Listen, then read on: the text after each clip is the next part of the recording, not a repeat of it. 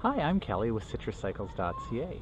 This is the Rodanus. It's a tandem e-bike with the Bosch Active Line mid-drive from the German company Gepida. I might not be pronouncing that correctly, but it's a really fun tandem bike. It has a lot of applications, and I'm going to talk to you a little bit about why you would want a tandem bike before I step you through all the details on the bike. For the detailed specs, current pricing, if you want to come and try this out yourself, head over to our website at citruscycles.ca. There you'll find our contact information. You can call, email, or reach out to us on Facebook, schedule an appointment to come try it, or ask questions of things that I might have missed in the video. So the typical use for a tandem bike, of course, would be for touring, for a couple people to go on long trips, and definitely it's set up for that. You've got the pannier bags here, and for the captain or the first rider up front, we've got some really nice ergonomic grips with bar ends here to help you move around to different positions. And with that Active Line Bosch mid-drive here, you can really power up the hills and go long distances. You're not as worried about the wind and distances and hills and that sort of thing. But tandem bikes are more than just for touring, and I've got a couple other applications that might be really useful for you. A lot of times we find that we get customers coming in to buy e-bikes where two people will come in, and one of them maybe is an avid cyclist and the other one enjoys going along but maybe has problems keeping up or just doesn't like the long distances or the hills, and so one of them will buy an e-bike and the other one will ride the regular bike. What's interesting about that scenario is usually the other one comes back and gets an e-bike as well because they're just so much fun. But sometimes there's one rider in a pair that maybe isn't as enthused. So for example, my wife enjoys going along with me, but she really doesn't enjoy traffic. She doesn't like shifting gears and that sort of thing. In fact, we have a story we like to tell in Germany. One of our favorite rides goes by 3 beautiful clear lakes, and the trail goes right by the lake, and I'll always say to my wife, hey, look, there's some fish, and she'll say, no, if I look at the fish, I'm going to be seeing the fish really close because she tends to steer where she's looking. So when we go on rides, she misses out on a lot of the scenery because she's really focused on riding the bike, on gearing, on traffic, on all of those things. When she rides on the tandem, she gets to see everything. She loves coming along on the tandem because all she's responsible for is pedaling. She doesn't have to worry about steering, navigating, traffic, shifting, all of that. And so that's one of the real benefits of a tandem bike, is that for situations where you have a couple that one really isn't keen on all of those aspects of cycling that can really be tiring when you're thinking about all of that, and the other one doesn't mind it, then it's a great way to go along. One other application of the tandem bike here that I think is really neat. This is how I get my daughter to school. So we've got some really big hills on the way to school, and yes, she could definitely ride her bike up them, but it's probably going to take us half an hour to get there. It takes us about 10 minutes on the tandem because we do have this Bosch Active Line here to help us up those really long, steep hills. She's still getting exercise. It's nice when on a tandem because the riders sit pretty close, so we can talk and have a good time on the way to school and on the way back. This tandem can be ridden with just one rider, so when I drop her off, I can keep on going to the store. And so while I talk about that idea of two people and being ridden by one, you can see the Bosch Active Line mid-drive motor is here for the captain. And so when the captain is pedaling, that causes the motor to be activated, and it helps you up the hills or along flats. Whenever you're pedaling, it's helping you according to the level of assistance that you've selected. Up top here, you've got the plus and minus to select between turbo, sport, tour, and eco. The second rider, the stoker, also has their own pedals back here, of course, and when they're pedaling, that's contributing. Now, when the captain pedals, it causes the cranks on the stoker to turn here, so the stoker does have to pedal when the captain is pedaling. Now, the captain can coast and the stoker can keep pedaling, so that's an interesting combination. Well, I'm talking about what the stoker can and can't do. Obviously they can't steer, but this bike does come with a rim brake for the stoker. So if you've got a super steep hill, I suppose, if I haven't come into a situation where these hydraulic disc brakes aren't enough to stop the bike, I suppose if you needed to, the stoker could contribute by using the rim brake here. I imagine it's more of a safety thing, peace of mind for the stoker. So I don't mind speed. My wife isn't really keen on speed, so when we're going down the hills, she can decide to slow us down if she wants to by using the rim brake on the back here, which is quite handy. A couple of things that I've switched around on this bike before I get into all the details of the bike. When my wife is riding, I put a suspension seat post on here. I can't for my daughter because this is actually, with a regular seat post, I need it this low. She's 9, almost 10. And the great thing about this bike is it has a really low standover at the back here. So she can actually ride this. When my wife rides it, I put a suspension seat post in and bring that up. Now, one thing I did change out that you may consider doing on this bike is I put a stem riser in here because I found that the stem was quite low, and so for the stoker riding they were really bent over. Now again, this bike originally probably designed for touring cyclists in mind. You've got an adjustable stem up front here, and you can see I've adjusted it really upright, but most people coming from a touring background probably are going to have it more forward because they're used to a forward riding position. For myself and everybody else that rides with me, they like a more upright, relaxed riding position. So I put the stem riser on here. These aren't the grips that come with the bike either. I changed those out to some ergo grips just to make it a little bit more comfortable. You do have an adjustable stem on the back here as well, so you can adjust that angle for the stoker, which is nice, as well as the adjustable stem for the Captain. The Captain, like I said, they did include these nice ergo grips and fairly flat bars. You could change that out as well if you wished. So let me go through some of the other features of the bike, and as I do that, just keep in mind some of the possibilities that you could use this bike for. We do have built-in lighting that's running off of the main battery, and that's controlled from the display panel up here. I can turn the lights on and off, which is great, and we also have a rear light and reflector built into the back rack. We have some really nice SKS fenders. There's a lot of quality components on this, so it's nice to see a brand name, German. A lot of the components are European, really high quality. We've got a nice rack on here with a 25 kilo capacity and pannier blockers, little hooks here for bungee cords, which is great. The gearing system is really interesting. This is the SRAM DD3. It gives you a 9-speed cassette, which you can change up front here, and you can see you've got a visual indicator here with the trigger shifters. But it also gives you a internally geared 3-speed hub.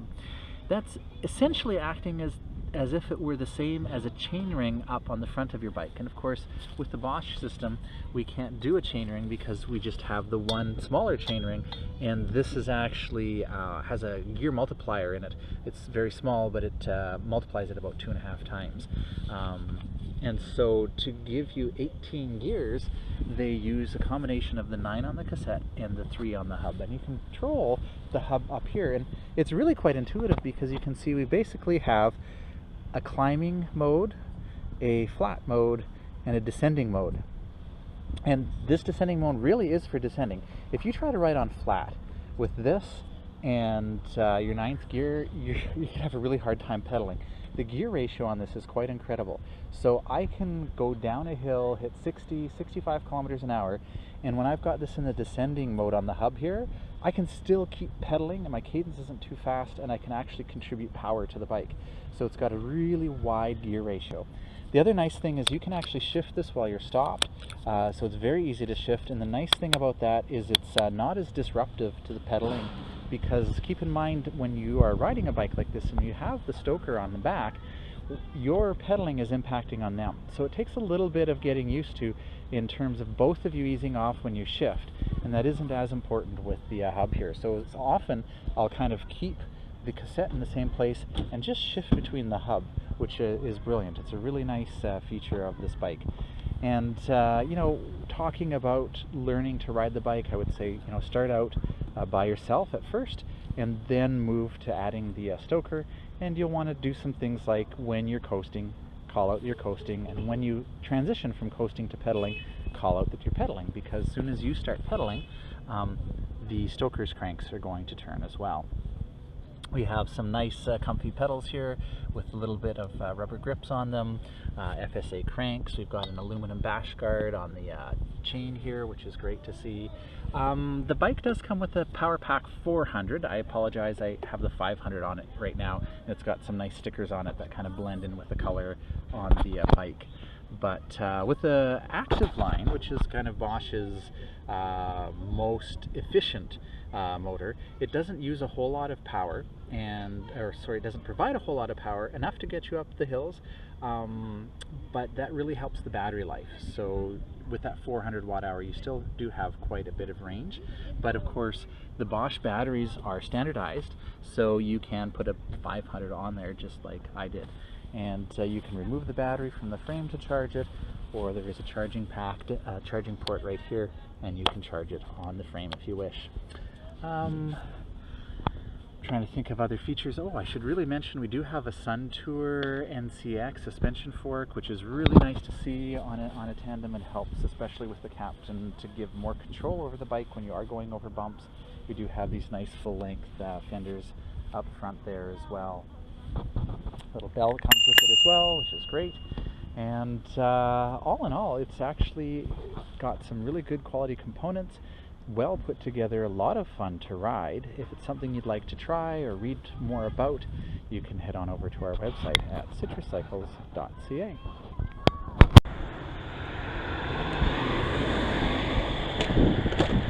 So I'll do a quick ride test here without a second rider, just to give you an idea of how the bike handles.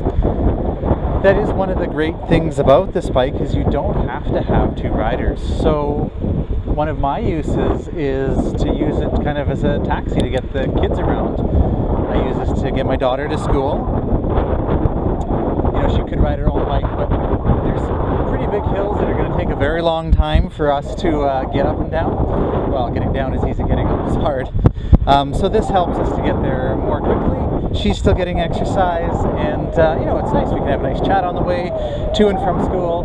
After I drop her off, I can head to work myself, and I don't really have any problems riding it just as a single rider. Obviously, you're not going to go mountain biking with it, but in urban settings, I haven't had any problems with the turning radius. Of course, it does take a little bit more to turn than a regular bike because it's a little bit longer, but in urban settings, it's just fine.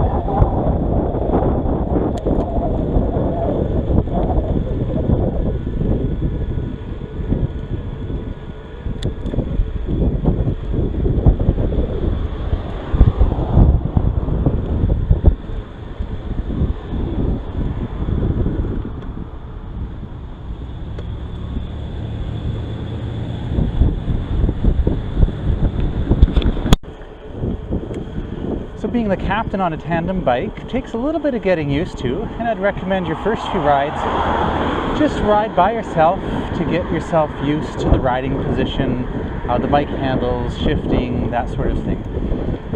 I'm more used to upright bikes or mountain bikes, and I do find that I'm quite a bit more forward on this tandem than I'm used to, so it took a little bit of getting used to. The other thing I noticed the first few rides is I'd clip my toes because that front wheel is quite close to the crank arm, the pedals. Now that I'm used to it, I haven't had that happen in quite a while. It's just something to keep in mind when you're first starting out. Again, if you're coming from a touring or road bike, you're probably more used to that than I am. But it is quite a forward position. I'm quite a bit over that front wheel, and just takes a little bit of getting used to. So my daughter and I were just discussing the comfort of the seats.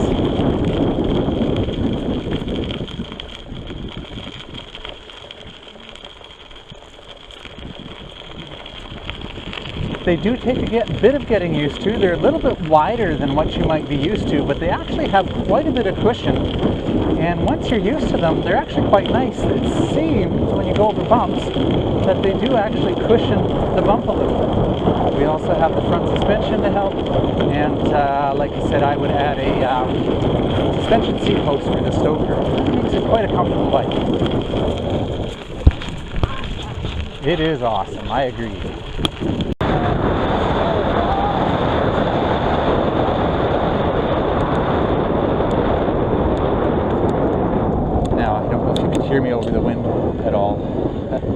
but I was hitting 60 kilometers an hour there.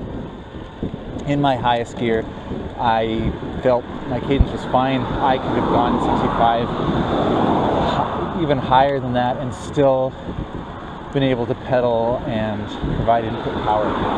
So the gear ratio is quite incredible, and even for climbing this hill here, you know, I'm in my second of the 3 gears on the hub, and in my easiest gear out back, so I could change that up a little bit, move to the easiest gear in the hub, and yeah, you know, that's too easy. So it is a nice wide gear ratio, which is important on a tandem because hills definitely can be more challenging with 2 people, but going up and going down, you can definitely get a lot more speed.